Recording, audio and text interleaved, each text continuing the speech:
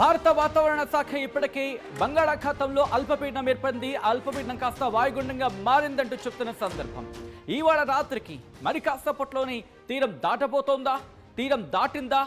మరి ముఖ్యంగా ఇటు ఉత్తరాంధ్రకు సంబంధించి ఇంకా చెప్పాలంటే శ్రీకాకుళం, విజయనగరం, విశాఖపట్నం, అనకాపల్లి ఈ ప్రాంతాల మీద ప్రభావం ఎక్కువగా ఉందని చర్చ జరుగుతున్న క్రమంలో అక్కడ ఎటువంటి పరిస్థితి ఉంది, ఈ రాత్రికి అక్కడ ఎటువంటి సిచ్యువేషన్ ఉండే అవకాశం ఉంది?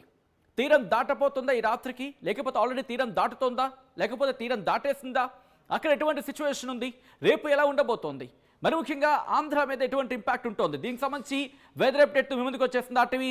Here it is on the screens of RTV. Weather breaking కి సంబంధించి ఇప్పటికే హుదూద్ వాతావరణం తలపించిన పరిస్థితి ఉంది. బంగాళాఖాతంలో తీవ్ర వాయుగుండంగా మారిన అంశం గురించి మాట్లాడుకున్న పరిస్థితి. ఒడిశా గోపాల్పూర్ సమీపంలో తీరం దాటిన వాయుగుండానికి సంబంధించి గంటకి 50 నుంచి 60 కిలోమీటర్ల వేగంతో ఎదురుగాలులు వీస్తున్నాయి.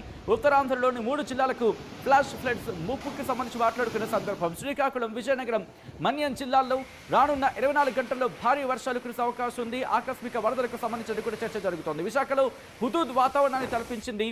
హుదూద్ లాంటి ప్రాంతాలు అంటే హుదూద్ లాంటి వాతావరణం తలపించింది. పలు ప్రాంతాల్లో చెట్లు నేలకులాయి.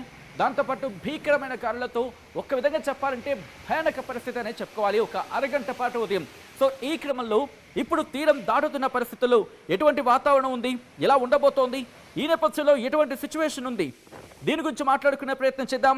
ఒకసారి వెదర్ అప్డేట్ని నేను మీకు ఎక్స్ప్లెయిన్ చేసే ప్రయత్నం చేస్తాను. ఆ తర్వాత గ్రౌండ్ లెవెల్కి వెళ్ళిపోతాం. గ్రౌండ్లో ఎటువంటి పరిస్థితి ఉందనేది అప్డేట్స్ అందించేందుకు మా ప్రతినిధులు శివరామకృష్ణ అలాగే నాయుడు కూడా సిద్ధంగా ఉన్నారు.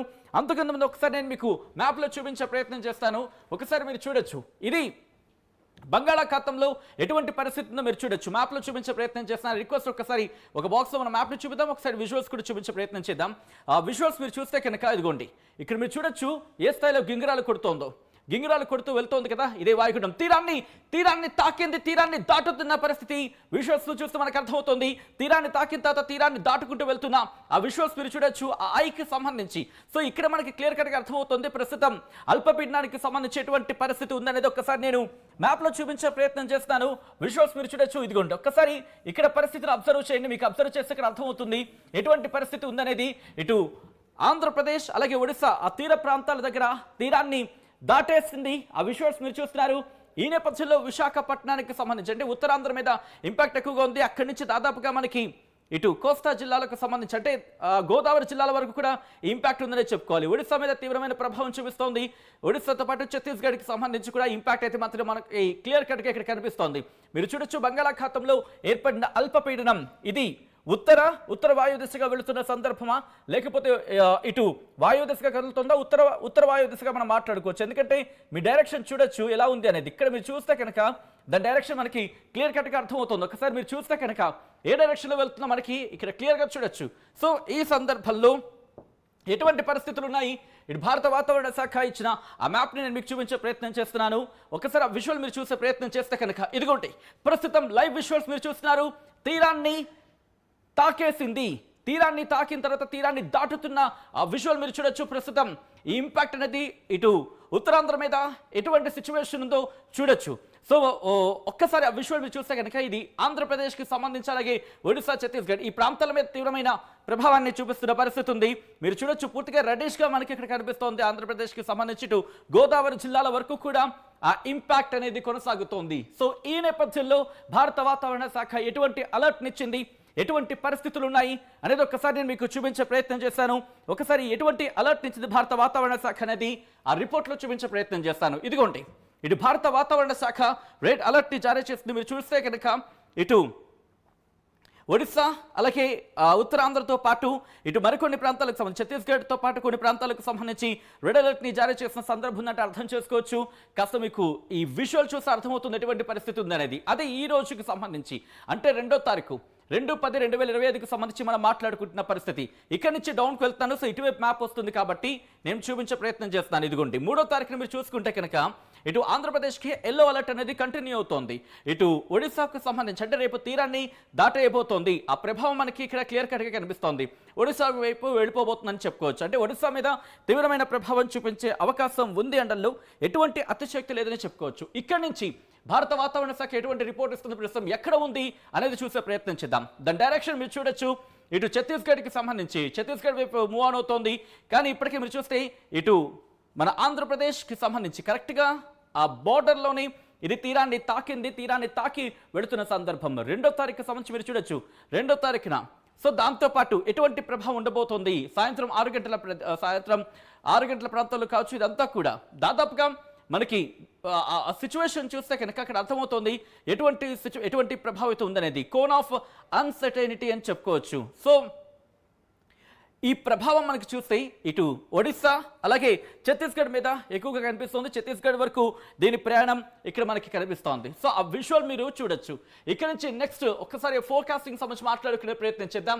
అంతకన్నా ముందు ఆ రిపోర్ట్ని నేను మీకు చూపించే ప్రయత్నం చేస్తాను. ఇదిగో ఒకసారి మీరు చూడొచ్చు. ఈరోజు సాయంత్రం 6 గంటల ప్రాంతంలో ఎక్కడ కేంద్రీకృతమై ఉందనేది ఒక్కసారి మీరు చూసే ప్రయత్నం చేస్తే కనుక ఇదిగోండి. ఇదంతా కూడా దాని డైరెక్షన్ ఎలా స్టార్ట్ అయిందో ఎలా వెళ్ళిందో ఒకసారి మీరు చూడొచ్చు. నిన్న 12 గంటల ప్రాంతంలో మధ్యాహ్నం 12 గంటలకు ఎక్కడ ఉందో చూడొచ్చు. ఆ తర్వాత నుంచి ఇది ఉత్తరం వైపు వెళ్తోంది. ఉత్తరం నుంచి కాస్త మనకి పశ్చిమ వైపు ప్రయాణం చేస్తుంది. పశ్చిమ నుంచి వాయువ్యం వైపు వెళ్ళింది. వాయువ్యం నుంచి ఉత్తరం వైపు కదిలిన పరిస్థితి. ఇప్పుడు ఇక్కడ ఈరోజు సాయంత్రం 6 గంటల ప్రాంతంలో ఇటు మీరు చూస్తే కనుక భాంజానగర్ భాంజానగర్ దగ్గర ప్రస్తుతం ఇది కేంద్రీకృతమై ఉంది ఈ తుఫాను. సో కాబట్టి ఆ ఇంపాక్ట్ అంటే ఇది కేంద్రీకృతం ఇక్కడ ఉంది కాబట్టి ఆ గాలి తీవ్రత మీరు చూడొచ్చు. ఇక్కడ ఎటువంటి గాలి తీవ్రత ఉంది. అట్ ద సేమ్ టైం మనకి శ్రీకాకుళం ఈ ప్రాంతాల దగ్గర ఎటువంటి గాలి తీవ్రత ఉంది. అలాగే టెక్కలి ఒక్కసారి నేను ఇలా డౌన్కి వచ్చే ప్రయత్నం చేస్తున్నాను. మీకు ఇక్కడ క్లియర్ కట్గా అర్థమవుతోంది. సో ఇది వెళుతున్నప్పటికీ కూడా దాని తీవ్రత మీరు చూడొచ్చు. దాని తీవ్రత మీరు చూస్తే గాలుల తీవ్రత టెక్కలి కావచ్చు, సోంపేట కావచ్చు, అలాగే బరంపూర్ ఈ ప్రాంతాల మీద పూరి, భువనేశ్వర్ ఈ ప్రాంతాలు ఎటువంటి సిచ్యువేషన్ ఉందో చూడొచ్చు. మీరు దీని డైరెక్షన్ ఎటువైపు ఉన్నప్పటికీ కూడా గాలుల తీవ్రత మీరు చూడొచ్చు. దీని ఇంపాక్ట్ మనకి నారాయణపట్నం ఇటు ఈ ప్రాంతాల మీద, విజయనగరం, విశాఖపట్నం కాస్త ఆ కోస్టల్ ఏరియాలో కాస్త వర్షాలకు సంబంధించి ఇంపాక్ట్ మనకు కనిపిస్తోంది ఇక్కడ కూడా. సో దీని డైరెక్షన్ మీరు చూస్తే కనుక ప్రస్తుతానికైతే మాత్రం ఇది తీరాన్ని దాటుతున్న ఆ విజువల్ని మీరు చూడొచ్చు. రేపు ఉదయం 11 గంటలకు సంబంధించి ఆ డైరెక్షన్కి కంటిన్యూ అవుతోంది. ఆ తర్వాత చూస్తే కనుక అది అంటే ఈ వాయుగుండం దాని ప్రభావాన్ని మీరు చూడొచ్చు. అలా ముందుకు వెళ్ళబోతోంది. ముందుకు వెళుతూ మీరు చూస్తే కనుక పరిస్థితి చాలా దాని కదలికను మీరు చూడొచ్చు. పూర్తిగా మనకి ఒడిస్సా దాటిన తర్వాత ఛత్తీస్గఢ్ ఇలా వెళుతున్న సందర్భం ఉంది. సో ఈ క్రమంలో ఇప్పుడు ఎటువంటి పరిస్థితి ఉందన్నది ఒకసారి చూసే ప్రయత్నం చేద్దాం. ఇదిగోండి ఇక్కడ అంటే విశాఖపట్నం ఈ ప్రాంతాల్లో కాస్త వర్షం పడుతోంది. ఇంకా చెప్పాలంటే శ్రీకాకుళం ఆ ప్రాంతాలకు సంబంధించి అక్కడ కాస్త వర్షాలు పడుతున్న పరిస్థితి ఉంది అని చెప్పుకోవచ్చు. సో ఇక్కడ ఆ విజువల్ మీరు చూస్తే కనుక ప్రస్తుతం దాని డైరెక్షన్ ఇలా ఉంది. మనకి ఒడిస్సానికి సంబంధించి ఒడిస్సా మీదుగా వెళ్తోంది. ఇప్పటికే ఛత్తీస్గఢ్ కావచ్చు, మనకి ఆంధ్రప్రదేశ్కి సంబంధించి ఇదిగోండి టెక్కలి ఈ ప్రాంతాల్లో కాస్త మనకి భారీ వర్షమే కనిపిస్తోంది. సో ఇక్కడ శ్రీకాకుళంలో కూడా మనకి వర్షం పడుతోంది. పాలకొండలో కూడా కాస్త ఆకాశం మేఘావృతమై ఉంది. టెక్కల్లో కాస్త భారీ వర్షమే పడుతున్నట్టుగా తెలుస్తుంది. భారీ వర్షం ఇన్ ద సెన్స్ తేలికపాటి నుంచి మోస్తరు నుంచి భారీ వర్షం అలా అనుకోవచ్చు. కాస్త సోంపేటకు సంబంధించి అక్కడ నార్మల్గా ఉంది. బట్ ఆ తర్వాత ఎలా ఉంటుందనేది కూడా మనం ఫోర్కాస్ట్లో చూసే ప్రయత్నం చేద్దాం. ఒడిశాలో మాత్రం భారీ వర్షం పడుతోంది. ఒడిశాకి సంబంధించి ఒడిశా అలాగే టిట్లాగర్ ఈ ప్రాంతాలకు సంబంధించి కాస్త భారీ వర్షమే పడుతోంది. ఆ విషయాలు మనం చూస్తాం. ఇక్కడ నుంచి భారత వాతావరణ శాఖ ఆంధ్రప్రదేశ్కు ఎటువంటి రిపోర్ట్ ఇవ్వడం జరుగుతుంది అనేది ఒకసారి చూసే ప్రయత్నం చేద్దాం. డిస్ట్రిక్ట్ వైజ్ రిపోర్ట్ మీరు చూసినప్పటికీ మీరు చూడొచ్చు. శ్రీకాకుళం, పార్వతీపురం, విజయనగరం ఈ 3 ప్రాంతాలకు రెడ్ అలర్ట్ ని జారీ చేసింది భారత వాతావరణ శాఖ. ఇక్కడ మీరు చూడొచ్చు scattered heavy to very heavy rainfall with isolated extremely heavy rainfall likely at isolated places అంటూ కూడా చెప్పుకొచ్చిన సందర్భం. అంటే భారీ నుంచి అతి భారీ వర్షాలు కొన్ని ప్రాంతాల్లో పడే అవకాశం ఉంది.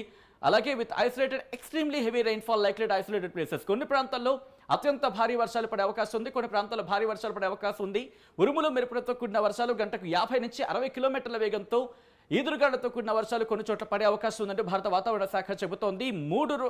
3 జిల్లాలకు శ్రీకాకుళం, పార్వతీపురం, విజయనగరం ఈ 3 జిల్లాలకు కూడా రెడ్ అలర్ట్ ని జారీ చేస్తుంది. దాంతోపాటు Visakhapatnam, Alluri Sitaramaraju district, Anakapalli, Kakinada, east Godavari, Yanam, Ambedkar Konaseema, Eluru, west Godavari, except west Godavari మిగిలిన ప్రాంతాలన్నిటికీ కూడా ఆరెంజ్ అలర్ట్ ఇస్తూ భారీ వర్షాలు పడే అవకాశం ఉందని చెప్తోంది. గంటకు 50 నుంచి 60 కిలోమీటర్ల వేగంతో ఎదురుగాలులతో కూడిన వర్షాలు పడే అవకాశం ఉందని భారత వాతావరణ శాఖ చెబుతున్న పరిస్థితి. వెస్ట్ గోదావరికి సంబంధించి ఆరెంజ్ అలర్ట్ ఉన్నప్పటికీ గంటకు 50 నుంచి 60 కిలోమీటర్ల వేగంతో ఎదురుగాలులతో కూడిన వర్షాలు, ఉరుములు మెరుపులతో కూడిన వర్షాలు పడే అవకాశం ఉందని చెప్తున్నప్పటికీ భారీ వర్షం సూచన లేదు. ఇంట్రెస్టింగ్.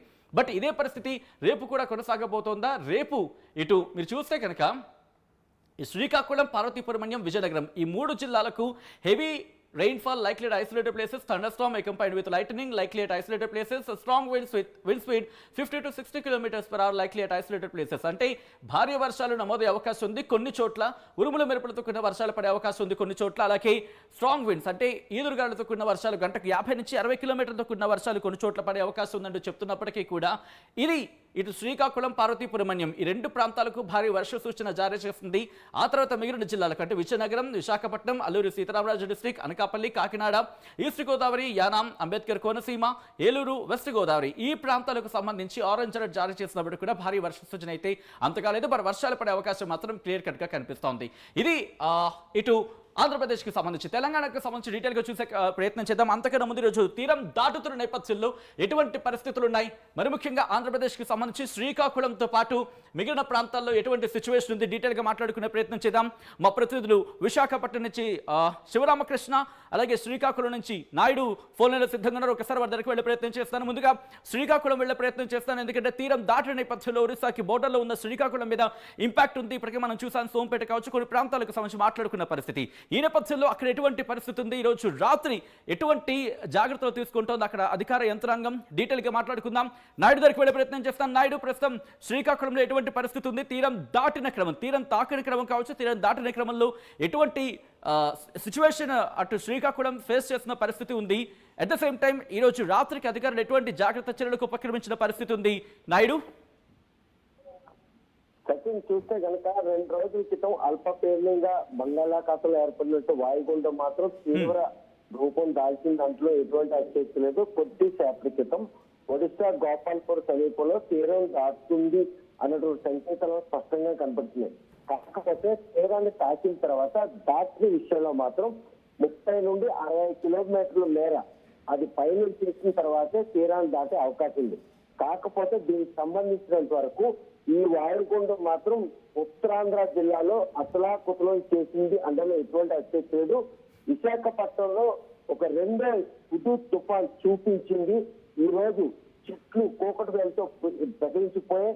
అదేవిధంగా ఉత్తరాంధ్రలో ఉదయం తెల్లవారు 11 గంటల నుండి 1 గంటల వరకు వీసినట్టు వీధులు గాలు మాత్రం పూర్తిగా ఒక భయానక వాతావరణం క్రియేట్ చేసిన దాంట్లో ఎటువంటి అత్యక్తి లేదు. కాకపోతే కొద్దిసేపటి క్రితం గోపాల్పూర్ సమీపంలో తీరాన్ని తాకినటువంటి ఏదైతే తుఫాన్ ఉందో, వాయుగుండం ఉందో, ఇది మాత్రం ఎట్టి పరిస్థితుల్లో పారాదీప్ తో పాటు ఇటు ఛత్తీస్గఢ్, ఉత్తరాంధ్ర, అదే ఒడిశాలో మాత్రం తీవ్రంగా మాత్రం నష్టం కలిగిస్తుందన్న సంకేతాలు స్పష్టంగా కనిపిస్తాయి. ముందు 12 విధంగా అక్టోబర్ నెల వచ్చిందంటే ఈ 3 రాష్ట్రాలకు సంబంధించినంత వరకు ప్రజలు మాత్రం అసలాకుతలు అవుతారు. అక్టోబర్ 12 వరకు ఈ గంగ నుండి బయటపడేందుకు చేస్తున్న ప్రయత్నంలో జిల్లా యంత్రానికి మాత్రం ఇప్పటికే చాలా అప్రమత్తంగా ఉంది. చూస్తే కనుక 2 రోజుల నుంచి ఎడతెరపు లేకుండా కురుస్తున్నటువంటి వర్షాల కారణంగా శ్రీకాకుళం జిల్లాలో నదులు పొంగి పొరుగుతున్నాయి. ఎడతెరపు లేకుండా కురుస్తున్న వర్షాల కారణంగా